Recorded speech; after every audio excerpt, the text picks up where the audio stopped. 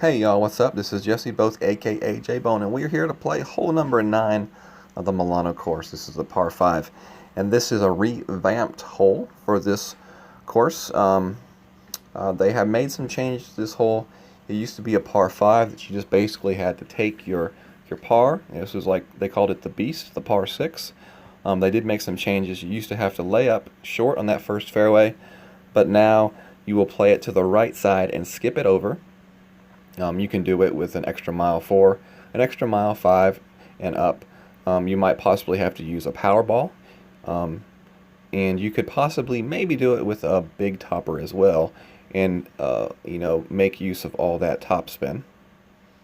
What you want to do is you want to try to get your second bounce on the fairway, like my opponent did. He hit the rough, and it kind of cost him some yardage on his roll.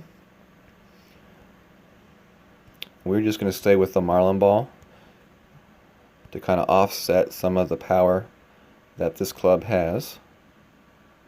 You do want to make sure you do not aim too close to the edge, as the it is a small downhill kind of slope right there.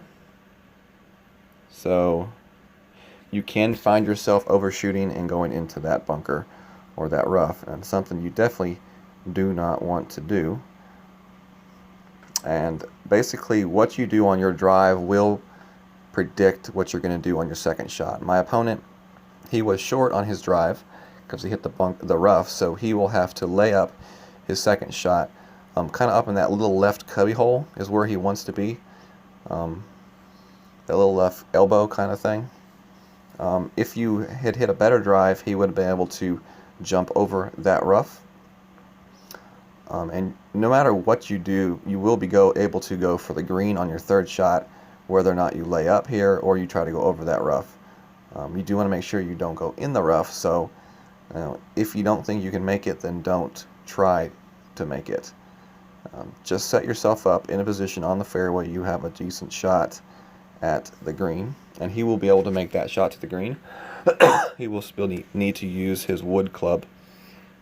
If you're able to get over this rough section right here up into this zone, you will be able to use a long iron for the shot. Now, as you see, I should be able to make it. We're going to have to overpower our shot a little bit, it looks like, but we will give it a try.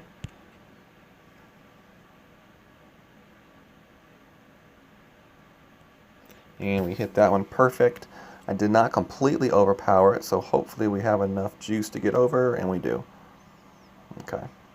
So that's kind of just a decision you have to make once you see your shot. Sometimes you might be able to make it depending on the wind. Sometimes you won't. And if you can't, then you'll just have to lay up for your third shot here. As you see, now we're going to have a skip shot here. Basically the same type of skip shot you had before on this hole. The only difference is this green has been changed. It's been made much smaller, and the back half section of the green does roll down off the back side of the green, and you will end up in the rough if you do roll off. You will need to have some backspin on this shot, and you do want to try to land your second bounce on the edge of the green. That was not too bad right there, as long as it stops and doesn't roll. Okay. He was a little bit unfortunate there and rolled off. That was actually a really good try, considering the club he had and the position he was in. So what you're going to see me do is I'm going to use full right spin, which I don't have a whole lot of, and we're going to use just a tiny bit of a backspin. We want to bounce our shot right there on that cut that you see my ball on right now, okay? And then we're just going to kind of bounce it up onto the green.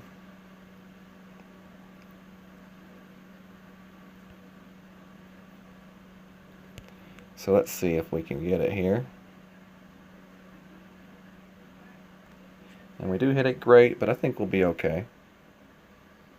And bounce it up and over, and it will stop right there, just short of the hole. As you play this hole more and more, you can get a little bit more aggressive with how you do play it. You may have to use a bar of backspin, a half a bar of backspin, but in the end you want your bounce to hit that that fairway cut, and then from there bounce up to the green. If you landed above that spot on the actual fringe, that ball might take a much flatter path away from the hole, through the hole and over the other side of the green.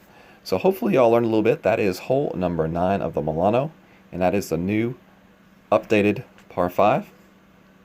And my opponent made a really nice chip right there, and I will make the putt and we will go to the playoffs. So see y'all on another video. Thank you all for joining me for this tutorial of hole number 9, par 5 of the Milano course. Hopefully you join me again next time, and make sure to check out our Facebook group, Golf Clash, the 19th hole, and hit that sub button for future updates and notifications of videos and live events. Have a good day.